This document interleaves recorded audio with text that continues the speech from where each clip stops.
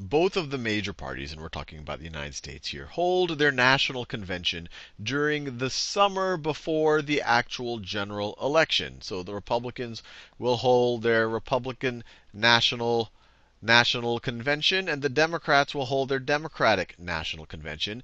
And it's there that they officially choose their candidates that will run against each other in the general election. And a national convention for one of the parties will look something like this. This is the Democratic National Convention in 2008. You have all of the delegates over here, and everyone's all excited, and they start to cheerlead for their party and for their candidate. The Republican National Convention looks very similar. And although there's a lot of energy here, there actually isn't a lot of suspense. Going into the convention, we usually know already who the candidates for each of the parties are going to be. And that's because each of the states have their own selection process for picking a candidate. And as those selection processes, as we get the results from, we know how many delegates they're going to send to the convention and who they are going to, or whom they are going to vote for. But there's two ways that they can select those candidates, or those delegates, for the national convention. They could either run a caucus, or caucus. Let me spell that right. They could either run a caucus or they could run a primary. They could have a primary. And I'll start with primary because that's a little bit more intuitive. It's kind of like just a election that is based on party. For whom do you want to be your nominee coming out of the national convention? So for any given state, they'll have both a Democratic primary and a Republican primary.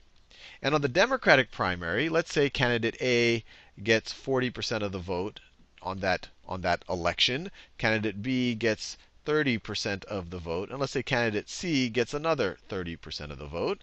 What will happen is that state's delegates on the Democratic side, so let's say that state, just for convenience, let's say that they have 10 delegates. 10 delegates. On the Democratic side, that means that these delegates will go on to the national convention and represent the different candidates proportionally. So out of these 10 delegates, 40%, or 4, will represent candidate A, 3 will represent candidate B, and 3 will represent candidate C when they go to the national convention. On the Republican side, it's a little bit more nuanced. You could have similar results. A gets 40%, B gets 30%, and C gets, and let me do different letters to show you these aren't the same candidates. So let me do candidates D, E, and F. So you could have candidate D, candidate E, candidate F.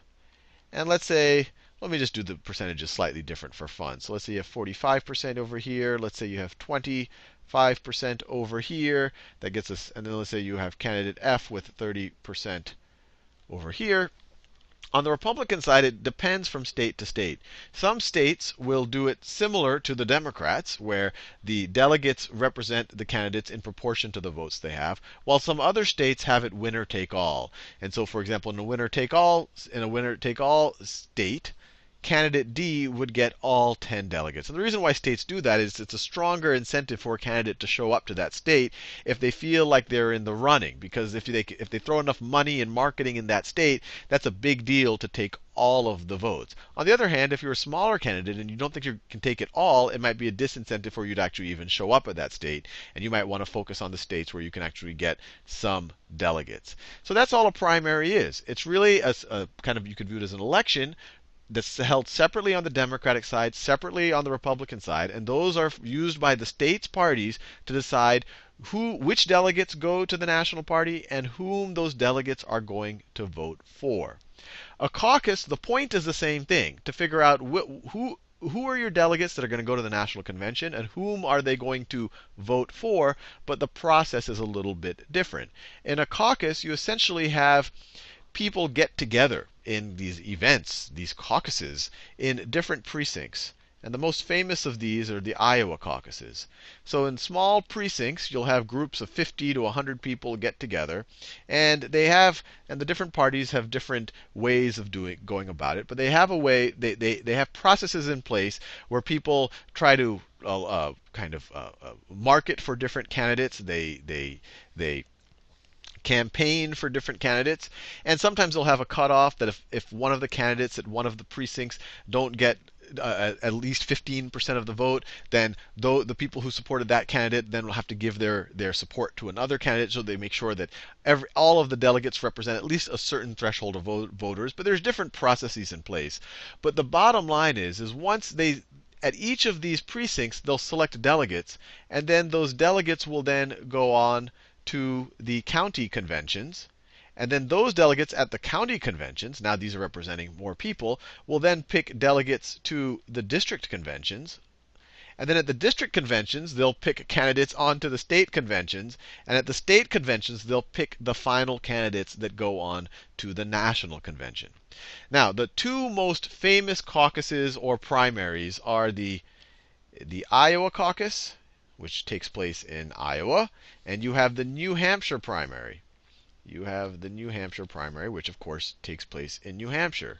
And they're important not because they pick so many delegates that those delegates are going to tip the balance necessarily. These are both small states. They don't have that many delegates compared to California or Texas or Florida. But what's important about both of them is that they happen very, very, very early on in the primary season. And because they happen early on in the primary season, the candidates that come off with the lead here, it's easier for them to raise money because other people say, oh, I want to give my money to a winner. I don't want to give money to a candidate who's going to just blow it and lose the money and lose the election regardless.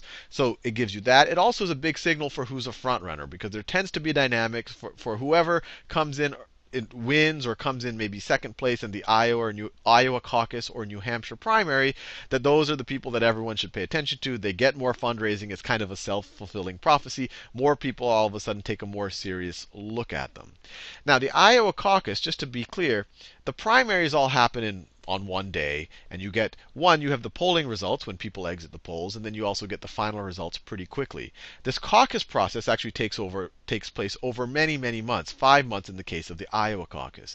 And the results, the thing that the press focuses on, is not this final result of who are the actual delegates that go to the national convention. The thing that the press focuses on are the precinct conventions where people get together.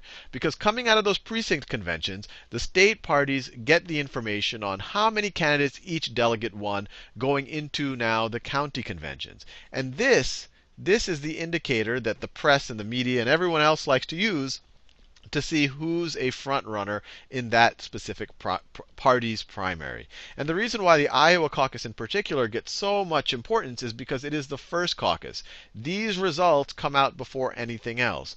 The New Hampshire primary, this is the first time that you have the direct voting for candidates. So you're getting a more direct number. You're not having it distorted or maybe cleaned up, depending on how you view it, by all of the different processes that might take place within the precinct conventions.